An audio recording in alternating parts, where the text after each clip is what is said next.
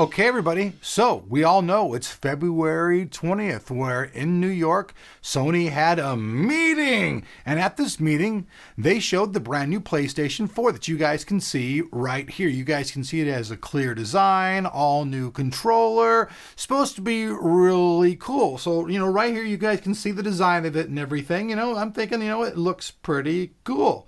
What do you guys think? There's nothing there.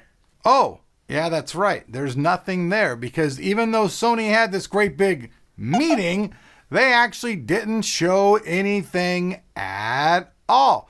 They came up empty-handed and just basically had a meeting and said, "Hey, here's what we're going to have." So instead of actually getting the PlayStation 4 announced today or seeing it or anything else, what we got was a bunch of more talk. Now, I'm sure that the people at Sony had their reasons for doing this, but right now, there's actually no release. The release is supposed to come at the holiday season of 2013.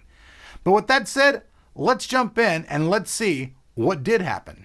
As introduced by lead system architect Mark Cerny, the PS4 is based on a supercharged PC architecture with an x86 processor, enhanced PC-style GPU, and 8 GB of GDDR5 unified high-speed memory.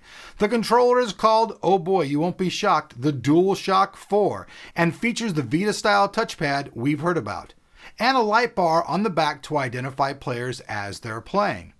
Each PS4 will contain a 3D camera to track the various controllers using the bar. The PS4 contains an 8-core CPU providing almost 2 teraflops of computational performance. The power allows for 3,000 polygons to be rendered in real time. By way of comparison, Heavy Rain on the PS3 utilized 15,000. Overall, our goal has been to architect the system to support a breadth of experiences, said Cerny. So that's what's going on as far as the specs go. Now, a lot of other things were talked about as well. Now, since this thing's going to be based on PC-type architecture, boot up times and waiting is going to be out the window. You're basically going to have a little button you'll hit. It'll go right into wake-up mode. You'll also be able to play games as they're downloading. So as you're downloading games and streaming them, you'll be able to actually play that game. And a lot of the titles, you'll be able to stream right over to your PS4. That's right. Now, I'm wondering why Sony has waited like this and done this, but it kind of makes some sense because the holiday seasons, well, you guys all know that's when everybody buys anything. During the summertime, that could be pretty cool too, but during the holiday season, that's when people buy the most. So that kind of makes sense. And also, if prices change and hardware changes, they can also change things around to suit that market. So that's why I think they've done that. They didn't talk about price whatsoever. So no prices were mentioned at all. But we do know, as what we said before, 8-core CPU, 8 gigabytes of GDDR5 memory. So pretty much is what I think.